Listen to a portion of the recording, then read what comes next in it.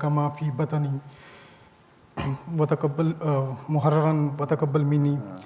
تو پھر جب بچے بڑے ہو جاتے ہیں تو ان سے یہ کیوں پوچھا جاتا ہے کہ وہ وقف کو کنٹینیو رکھنا چاہتے ہیں یا نہیں، جبکہ والدین نے ذمہ داری اپنے سر لی ہے اور ان کو وقف کیا ٹھیک ہے. ہے، والدین نے اپنے سر ذمہ داری لی اور وقف کیا. والدین نے اپنی خواہش تھی اس کا اظہار کر دیا، اور اس کے بعد پیش کر دیا کہ یہ ہمارے بچے ہیں، ہم پیش کرتے ہیں. پھر جماعت نے کہہ دیا کہ اچھا آپ نے پیش کر دیا آپ کے بچے کو، آپ کے بچے کا وقف قبول کیا جاتا ہے. اب آپ اس کی تربیت اس طرح کریں کہ اس کے ذہن میں یہ پکی طرح بٹھا دیں کہ میں نے وقف نو ہوں اور میں نے دین کی خاطر اپنی زندگی قربان کرنی ہے.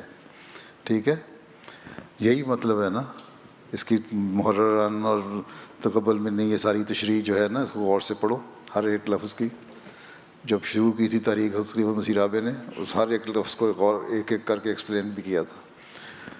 بہرحال تو وہ آپ کو سمجھ آنی چاہیے. جب والدین اس طرح تربیت کریں گے تو بچے اس قابل ہوں گے کہ وہ اپنے آپ کو وقف کریں. اور پھر بچوں سے اس لیے پوچھا جاتا ہے کہ یہ بھی پتہ لگ جائے کہ وایا والدین نے اس طرح تربیت کی بھی ہے، ان کے ذہنوں میں ڈالا بھی ہے کہ تم وقف نہ ہو اور تم نے وقف کرنا ہے، جماعت کی خدمت کرنی ہے. پھر بعض دفعہ اس طرح ہوتا ہے کہ بہت سارے بچے ایسے ہیں اب لکھنے لگ کچھ چھپا دیتے ہیں، کچھ بات ہی نہیں کرتے، کانٹیکٹ ہی نہیں کرتے. کچھ ایماندار ہیں وہ لکھ دے دیتے ہیں کہ ہم وقف نہیں کرنا چاہتے. جب ان سے پوچھا جائے گا تبھی وہ بتائیں گے نا کہ وہ بری رکھنا چاہتے ہیں وقف نہیں رکھنا چاہتے ہیں. تو اس لیے پوچھا جاتا ہے تاکہ جن کے ذہنوں میں دنیا آ گئی ہے، دنیا میں رہتے ہوئے انسان کی سوچ جو ہے وہ تو بدلتی رہتی ہے نا. والدین نے اپنا حق ادا کر دیا، اب بچہ آزاد ہے، بالغ ہو گیا، 15 سال کی عمر میں عقل مند ہو جاتا ہے نا، شعور آ جاتا ہے. اس لیے اس سے پوچھنا ضروری ہے کہ بتاؤ بھائی تمہارے والدین نے تو ایک قربانی کی تھی، آیا تم اس قربانی کو جاری رکھنا چاہتے ہو کہ نہیں؟ ٹھیک ہے. اللہ تعالیٰ نے حضرت ابراہیم علیہ السلام کو کہا تھا نا حضرت اسماعیل کو گلے پہ چھری پھیر دو، تو کیا انہوں نے فوراً چھری پھیر دی؟ انہوں نے اس سے پوچھا حضرت اسماعیل سے کہ مجھے یہ خواب آئی ہے تو میں پوری کروں؟ تو حضرت اسماعیل نے آگے جواب دیا تھا ہاں جو آپ کو خواب آئی آپ اس کو پوری کریں. ان سے پوچھا، یہ نہیں کہا کہ اللہ نے مجھے حکم دیا کر دوں. ان سے پوچھا نے کہا اللہ نے آپ کو حکم دیا تو کرو. تب دونوں باپ بیٹے کی رضامندی تھی، تب دونوں باپ بیٹے کی قربانی تھی. وہ قربانی قبول ہوئی حضرت اسماعیل کی بھی اور حضرت ابراہیم کی بھی. ٹھیک. تب اللہ تعالیٰ نے کہا نہیں، میں جو تم نے قربانی کا جذبہ تھا میں نے دیکھ لیا، تمہیں چھری پھیرنے کی ضرورت نہیں. اب اسماعیل علیہ السلام سے جو میں نے قربانیاں لینی ہیں وہ آگے جا کے لی جائیں گی. اور وہ پھر آگے ایک تاریخ، لمبی تاریخ ہے. شاہد ہے کس طرح حضرت اسماعیل علیہ السلام نے، حضرت ہاجرہ نے، آگے ان کے خاندان نے قربانیاں دیں، پھر ان کی نسل میں سے حضرت صلی اللہ علیہ وسلم پیدا ہوئے. تو یہ چیزیں اس لیے پوچھنا ضروری ہیں تاکہ کل کو یہ احساس نہ ہو، لڑکا یہ نہ کہے کہ مجھے میرے ماں باپ نے وقف کیا تھا، میں نے تو نہیں کیا تھا، مجھے کیوں آپ مجبور کرتے ہیں؟ مجبوری کوئی نہیں. اب انسان عقل مند ہے، اس کے اب سپرد کر دیا.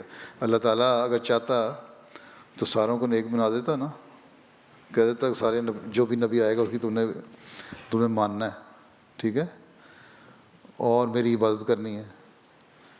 لیکن شیطان نے جب کہا کہ میں ساروں کو ورگلاؤں گا تو اللہ تعالیٰ نے یہ نہیں کہا کہ تم نہیں ورگلا سکتے. اللہ تعالیٰ نے فرمایا کہ ٹھیک ہے جو تمہارے پیچھے چلیں گے ان کو میں سزا دوں گا.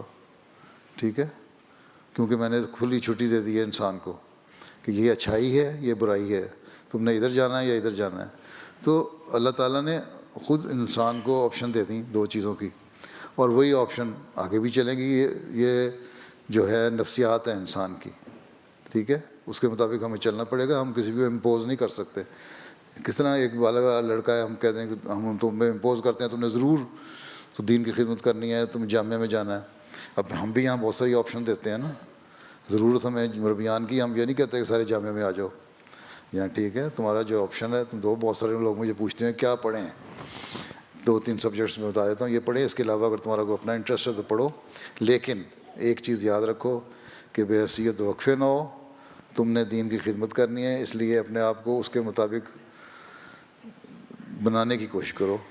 تمہیں 5 وقت کا نمازی ہونا چاہیے، تمہیں قرآن کریم کی تلاوت کرنے والا ہونا چاہیے، تمہیں قرآن کریم کا ترجمہ آنا چاہیے، تمہیں حضرت مسیح علیہ الصلوۃ والسلام کی کتابیں جو پڑھ سکتے ہو پڑھنی چاہیے، حدیث جو حضرت صلی اللہ علیہ وسلم کی حدیث ہیں وہ تمہیں پڑھنی چاہیے، ان حدیث کی تشریح حضرت مسیح علیہ السلام نے فرمائی، قرآن کریم کی تشریح فرمائی، تفسیر فرمائی، وہ کرنی چاہیے، خلفاء کی باتیں سننی چاہیے، تاکہ تمہارے دینی علم میں اضافہ ہو، اور جہاں بھی تم دنیا میں کام کر رہے ہو، کوئی بھی کام کر رہے ہو، تمہاری پہلی پرائیورٹی دین ہو، اور دین کی خاطر تم اپنا وقت گزارنے والے ہو۔ دنیا بھی کماؤ، صحابہ تھے دنیا کماتے تھے، بزنس کرتے تھے، بلینز کے بزنس تھے بعضوں کے، لیکن ہر وقت جہاد کے لیے تیار ہوتے تھے۔ تو یہ مقصد ہے کہ ان کو ایک آپشن دی جاتی ہے تاکہ تم بتاؤ، اپنی خوشی سے وقف کرو، یہ نہ کہو کہ ہمارے ماں باپ نے کر دیا، ہمیں کیا مجبوری ہے۔ لوگ تو یہ سوال بھی کر دیتے ہیں کہ ہم جب اپنی مرضی سے دنیا میں نہیں آئے، اللہ تعالیٰ نے ہمیں پیدا کیا، دنیا میں آ گئے، تو پھر یہ کیوں اللہ نے کہتا ہے کہ یہ کام کرو؟ ہم نے تو نہیں کہا تھا اللہ میاں کو دنیا میں بھیج ہمیں۔